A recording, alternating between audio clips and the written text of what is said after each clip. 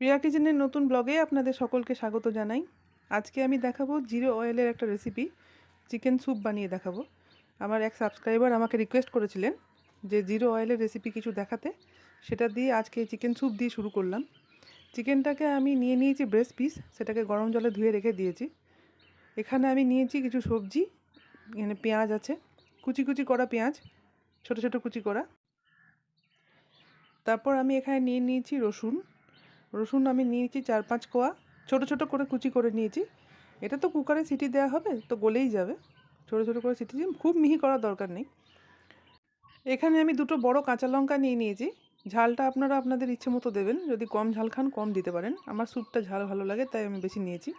Beans কুচি করে রাখা আছে, ছোট ছোট করে কুচি করতে হবে এগুলো, যেহেতু স্যুপ সেই জন্য ছোটো কুচিই ভালো হবে। এখানে গাজর নিয়ে নিয়েছি ছোটো ছোটো কুচি করে, আর সেই চিকেনের বেস্ট পিসটা যেটা আমি গরম জলে ধুয়ে রেখে দিয়েছি।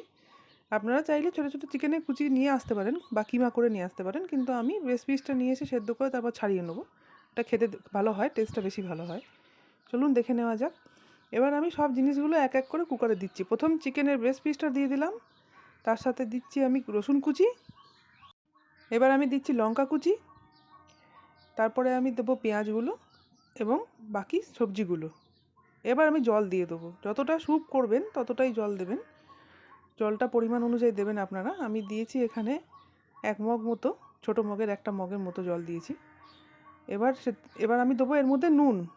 জলের পরিমাণ অনুযায়ী নুন দিতে হবে, কতটা আপনারা স্যুপ করতে চান তার উপর নির্ভর করছে নুনটা। আমি দিয়ে দিলাম 2 চামচ মতো নুন, আপনারা জল পরিমাণ অনুযায়ী নুনটা দিয়ে দেবেন। এবার আমি ঢাকনাটা লাগিয়ে দেবো এবং কুকারে 3টে সিটি আসার জন্য অপেক্ষা করব। এবার আমাকে গ্যাসে চাপিয়ে দিতে হবে এটা। চাপিয়ে দিয়েছি এটা গ্যাসে, 3টে সিটি আসুক।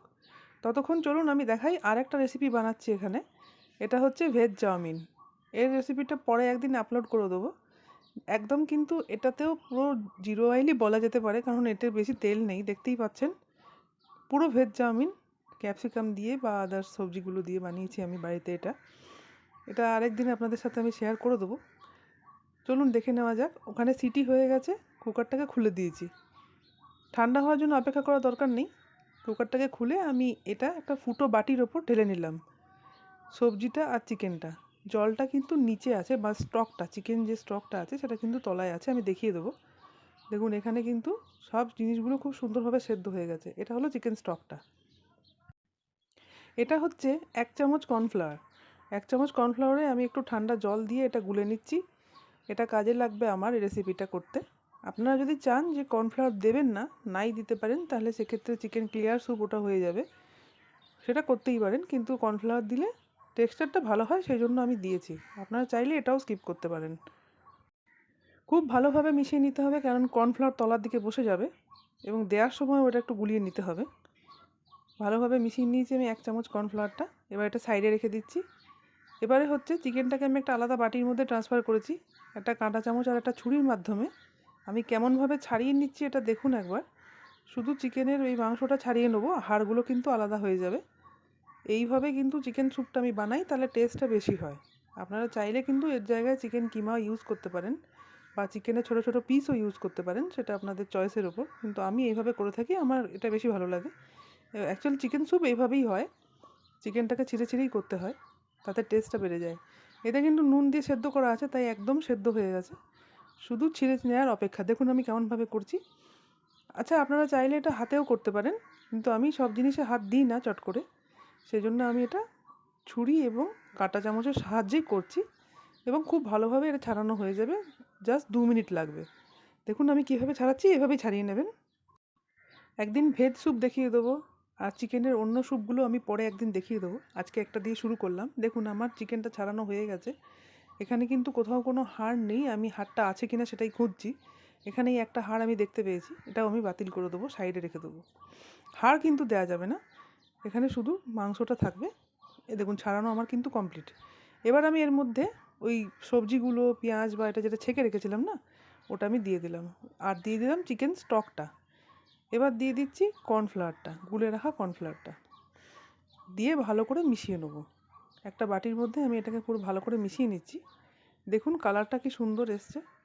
গাজর, বিনস আর সাদা কর্নফ্লাওয়ার দেওয়ার পর কত সুন্দর লাগছে। এবার পুরো ব্যাপারটা খুব ভালো করে মিশিয়ে নিতে হবে। স্যুপটা আমার গরম আছে, তাই আমাকে আলাদা করে আর গরম করার দরকার নেই। এবার আমি এর মধ্যে দিচ্ছি গোলমরিচের গুঁড়ো। গোলমরিচের গুঁড়ো আমি একটু বেশি দিয়েছি, কারণ আমি একটু ঝাল বেশি পছন্দ করি স্যুপে। আপনারা কিন্তু নিজেদের টেস্ট অনুযায়ী দেবেন। একবার লঙ্কা, কাঁচা লঙ্কা দেওয়া আছে, আর একবার দিয়েছি গোলমরিচের গুঁড়ো। তো ঝালটা ভালোই হয়েছিল এবং টেস্টটাও খুব সুন্দর হয়েছিল। এই স্যুপটা এক ফোঁটাও তেল লাগে না, এইভাবে একদিন করে খেয়ে দেখবেন। এবার দিচ্ছি আমি লেবু, হাফ কোয়া লেবু আমি এর মধ্যে দিয়ে দেবো। লেবুর রসটা দারুণ টেস্ট লাগে, গোলমরিচ আর লেবুর রস দিয়ে খেতে স্যুপটা দারুণ লাগে। বিশেষ করে আমার শীতকালে এটা খুব মানে ফেভারিট, কিন্তু এটা আমি গরমকালেও মাঝে মধ্যে খেয়ে থাকি, তাতে কোনো সমস্যা নেই, কারণ এতে এক ফোঁটাও তেল নেই। আপনারা যখন ইচ্ছা হবে এটা খেতে পারেন। ডায়েটেও এই জিনিসটাকে কিন্তু ইউজ করা যেতে পারে। যারা ডায়েট করছেন তারাও কিন্তু এটা খেতে পারেন, কারণ এতে কোনো তেল ইউজ করা হয়নি বা বাটারও ইউজ করা হয়নি। স্যুপটা এমনিও খাওয়া যেতে পারে, আবার মোমোর সাথেও এনজয় করা যেতে পারে। আমি আজকে মোমোর সাথেই করছি এনজয় এটাকে। আপনারা আমাকে জানাবেন কেমন লাগলো। লাইক, শেয়ার, কমেন্ট এবং সাবস্ক্রাইব অবশ্যই করবেন। ভালো থাকবেন, আমার সঙ্গে থাকবেন।